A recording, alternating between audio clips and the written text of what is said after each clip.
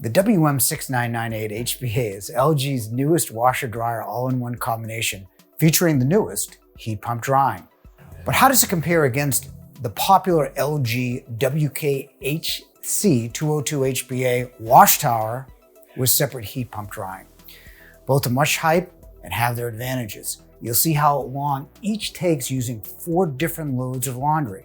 However, both also have their issues that you should know now. Stay to the end for the one issue that may be the undoing of one of these machines that you need to know before you buy. The WashTower and the WM6998HBA are 2 totally different machines in almost every aspect. The WM6998HBA allows you to put in your clothes dirty and have them clean and dry without transferring the load. So you can wash before you go to bed or work and have your laundry completely done. But there are advantages to having separate washers and dryers as well that we'll cover later in the video.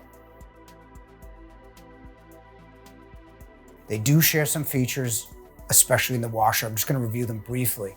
The washer cubic footage is the same at 5 cubic feet. Both have an above average final spin of 1300 to pre-dry your clothes. This is important with a heat pump dryer. They both also have the Turbo 360 wash, allowing you to turn any cycle in 30 minutes by employing 5 high pressure sprays. Warranty is the same at 1 year full and 10 years on both motors, but that may be a problem for one of these machines.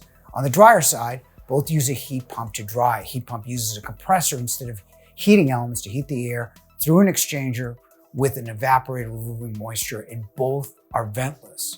They also both use the highly rated ThinQ app to control both machines through an app on your phone. You should also know that LG is the most reliable laundry sold at Yale and one of the most single reliable appliances you can buy based on over 37,000 service calls logged by our service department just last year. Now the differences.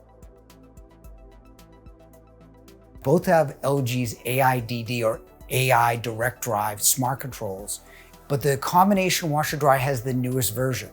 They both will wash using sensors to calculate weight, soil level, and fabric type, but the WM6998 has 30 cycles and 18 options versus 6 programs and 10 options for the WashTower. The combo is a 31 load automatic dispenser, while the WashTower surprisingly does not. People tend to place too much detergent in their front load washer. That excess detergent stays in the machine for an expensive future service call. Auto dispensers prevent this by releasing the right amount of detergent at the right time. Plus, it's super convenient. Dryer is a different story. The dryer is larger in the WashTower at 7.2 cubic feet versus 5 cubic feet for the combo. You fit the same in the washer, but there seems to be a general feeling on the internet and comments that larger items will dry better in a larger drum. We'll see if that's true later in the video. But the biggest difference is how they remove lint, which is especially critical in one of these machines.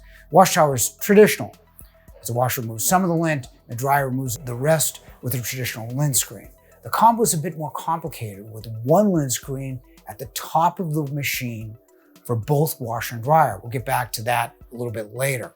The last main difference is the WM6998 combo operates on 120 volts for the washer and dryer versus the 30 amp 240 volt for the WashTower. Both ventless because of the heat pump. You can place either almost anywhere with the water in a drain because you don't need to vent.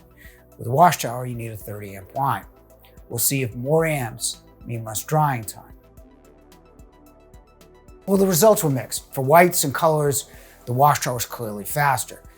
You can also reload the washer once it's done while it's still in the cycle in the combo, so the WashTower is better if you do lots of laundry. It's hard to fathom why an all-in-one would be faster in bedding, but bedding needs extra time in any dryer, especially comforters. The sensors in the WashTower will continue to dry until completely dry, which is nearly impossible for a comforter. You need to read the owner's manual on both because both need an extra 4 inches in depth.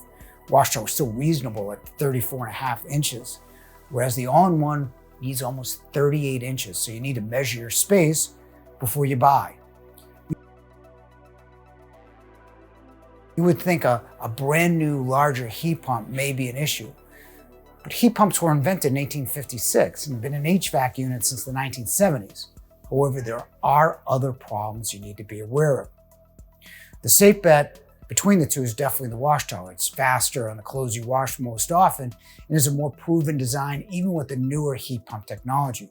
Combo is a great idea, never transferring your clothes from the washer to dryer. The bigger problem is the removal of lint in any combo washer and dryer. Previous models were not designed for removing lint, and lint would end up eventually seizing the machine over time. This machine does have a new filtering system and was designed to capture lint. Only time will tell whether that actually works. To see our test between this LG WM6998HBA combo washer and the new G Ultra Fast combo washer dryer, click this link and thanks for watching.